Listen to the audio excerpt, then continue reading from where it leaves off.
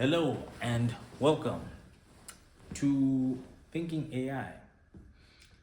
My name is Washington Ngoni Mpandawana.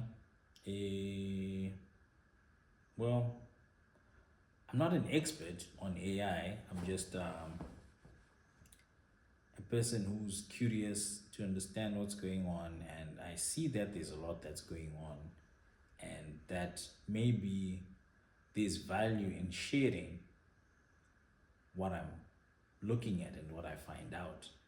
I may not be the best person to present the information to anyone else because I hardly understand what's going on myself. But it's interesting enough, and I think it's worthwhile sharing something because we're not all the same. Maybe one person is going to see this and it would set them on a path to understanding what AI is and what sort of changes it might bring to our lives. I do think it's going to be very transformational to the way that we live, the way that we learn, the way that we do business, the way that we even earn a living. And when it comes to earning a living, the way we have always earned a living, or the way that most of us think of earning a living, is through getting a job. But I think the future of work is about to also change. And I don't think enough kids who are, okay, I don't know if I should be giving advice to like this. So don't take this as advice. It's not advice. These are just, thoughts from a dummy on the internet who has a camera. Yeah. So maybe let me start by telling a story about myself. I studied geology. I finished an entire undergrad degree, and then when I was done, I didn't feel like I had acquired any special knowledge that I felt like I was a geologist, because everyone used to just advise me, study, and when you pass and you become a geologist, you'll be, you're going to have all this money, and then you're going to work in these mines, and I'm sure we are all sold a version of this dream in all of the career paths that we choose, but the people who are selling these dreams haven't actually walked the path that they hope we walk ourselves. And I think it comes with good intentions, but it's not thought out. So if you're 19, or if you're thinking about, not necessarily 19, if you're like just thinking about going to college or university, I mean, think carefully about what it is you want to do. Because, okay, I digress. My story was going in the direction where I didn't feel like I knew anything. So I went back to study. Then I did my honors. And then when I finished my honors, I still felt the same way. I didn't feel like I had any special kind of information that I felt like I could go into the marketplace and say, okay, I want to join this mine, and this is the value that I'm going to be able to add. I felt like exactly the same person that I walked into the university as. I was just still a kid. I didn't know much. Sure, I knew a little bit of few technical things in and around geology, but I don't think it was enough to feel like I was a geologist, because it was this thing that I felt like you had to become in order to feel it, but I didn't feel it. So I went on to do my master's. Eventually dropped out because I felt like I would also see my peers who are way smarter than me finishing and failing to find jobs. And then I was also doing the math that if you look at all of the universities that are pumping out geologists, and then you look at the number of mining companies that we want to work, or the potential forms of employment that we are all trying to get at the end of the day, it felt to me that we hadn't thought this through, or at least I felt like I had not thought this through. I just did not see the job market being something that could supply the number of jobs that could absorb the number of degrees that were being pumped out annually. So it made a lot of sense to me why these really smart peers of mine who were senior to me were sitting at home, or maybe trying to figure out ways to continue studying into postdoctoral fellowships, and it started becoming a thing where my peers all wanted to now get into academics in some sort of way and become lecturers, because it seemed like the attainable job. But even there, it's like it's a lot of competition, because there's a lot of us. The reason why I'm saying this is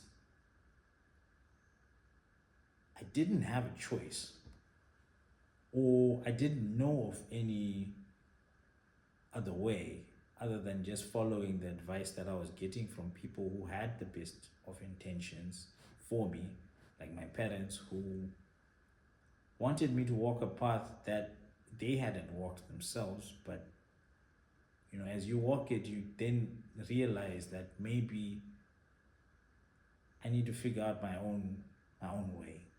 So I eventually dropped out, started my own thing, and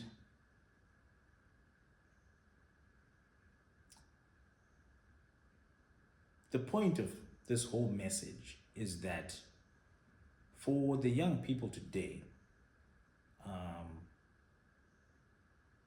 the situation is probably even worse than it was for me, where the jobs that people are, if someone is starting the same degree as I was starting when I started, the jobs that that person wants to get are even more far-fetched than they were far-fetched for me. With automation and even now AI, which is the whole purpose of why I'm sitting here and trying to share my thoughts, I think there's opportunities that youngsters need to explore with the tools and capabilities that AI is presenting. Because I think that the youngsters are going to be able to create value in new and interesting ways, that just like it has always been. Back when Bill Gates was starting Microsoft, he was a kid at the time. Even that's the same thing with Mark Zuckerberg. He was a kid at the time when he started it. And I think the trend, especially with technology, is the people who are the most plugged in tend to be able to unlock the most value. And if you're thinking about going to varsity, it's even a little bit confusing, because with tools like ChatGPT, how are assignments even assessed anymore?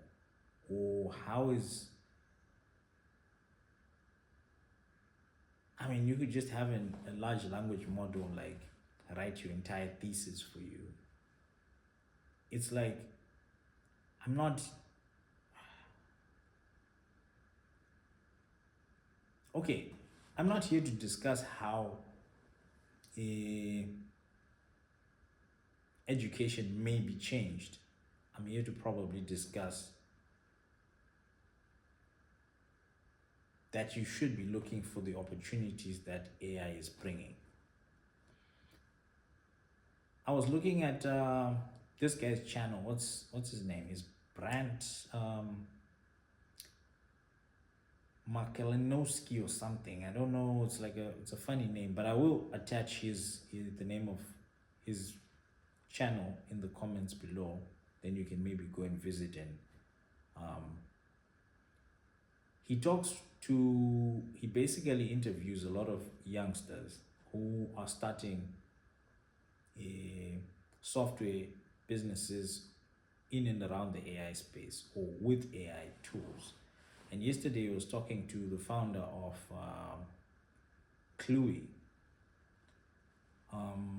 who's 21, but within 2 months of launching Cluey, I'm also going to put a link to all the stuff in the comments below.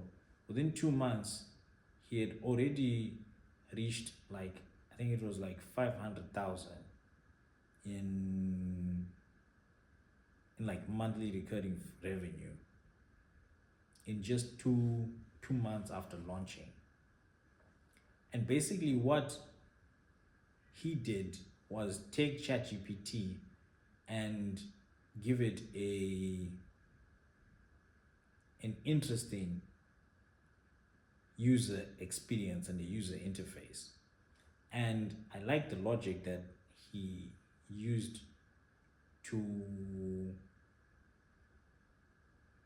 push the idea, because first of all, he understands social media a lot better because of the age, because it's the age of social media, which is why I think youngsters have an advantage, because they understand social media.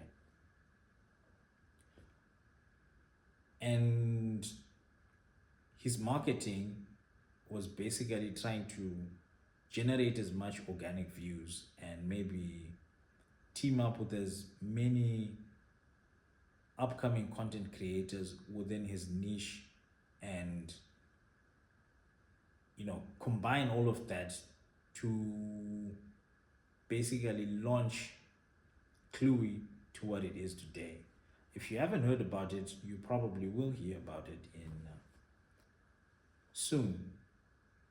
And the logic that he was using was that the big AI companies like the research labs like OpenAI or Cloud, they all focusing and marching towards who's gonna build the ultimate AI. I don't know if you've watched Iron Man, when Javas becomes Javas, it's like they all want to build Javas in a way, and they're focused and rushing and all racing towards that, and no one is really focused on the perfect app. So there's an opportunity there's an opportunity for you to build apps with the capabilities that these labs are producing and actually become the market leader, at least on the tech stack. I mean, on the application layer, and they deal with the tech. The labs end up dealing with the tech. And it makes perfect sense, because the labs are focused on trying to build the biggest and the best AI. And with the new tools that you sort of get now, it's easier than ever to spin up software as a service kind of business with other AI tools that are also now available. You have no coding tools like Lovable.dev, Bolt.new, Windsurf, and you even have plugins within IDEs like your Klein, you have your RuCode. I mean, there's so many tools that have been made that can help you build software using the same natural language that we use to speak every day. Like you could describe what you want, and you would have like these tools able to like orchestrate and like make whatever vision you have become a reality. So you could build rappers to the capabilities that these large labs are producing,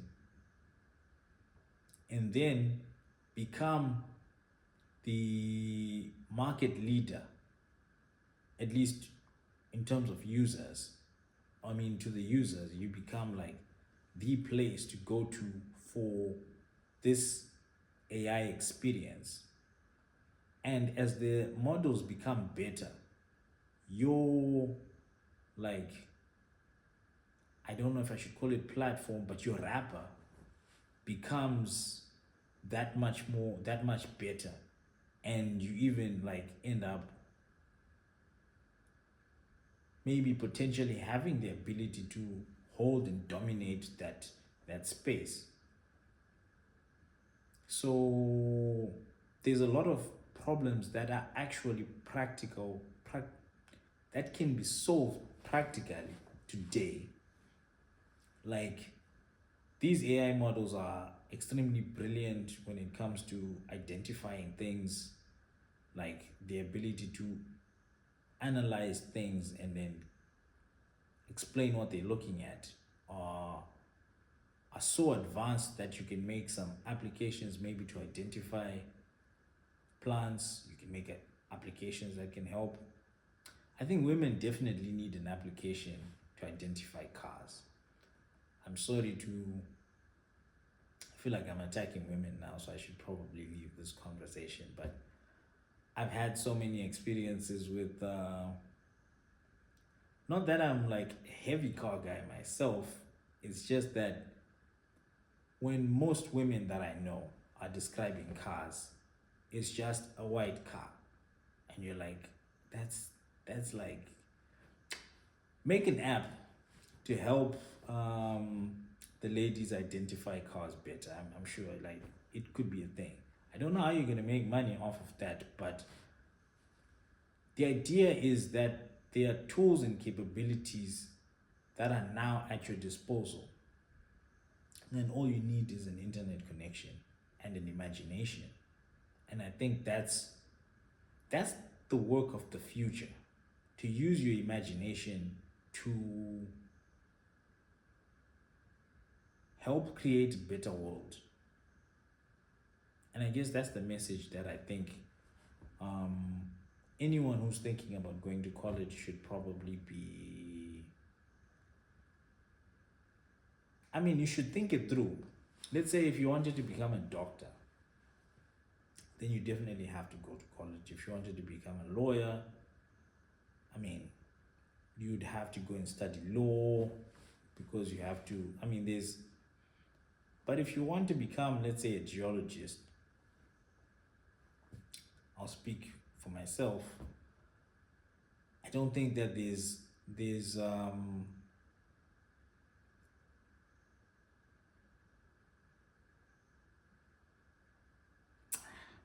let me not discourage people.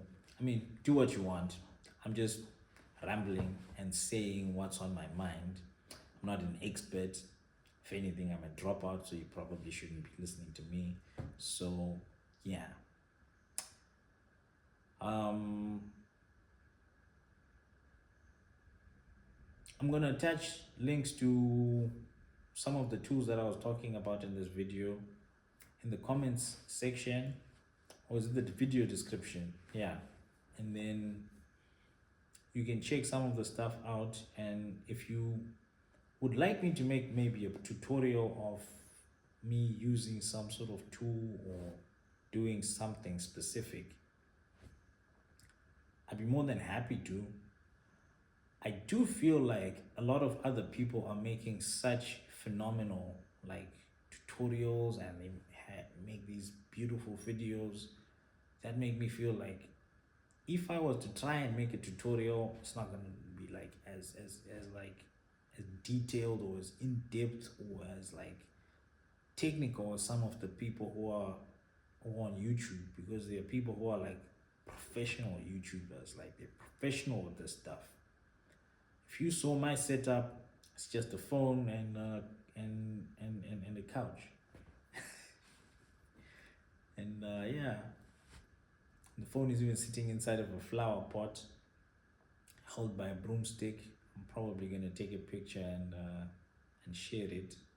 If you like this video, only if you like this video. If I get what's a modest like count? If I get 100 likes for this video, then I'm gonna put a picture of the flower pot that is holding the camera that I'm talking to you through. Well, I guess until next time, stay curious and yeah, go find out what you can do with AI.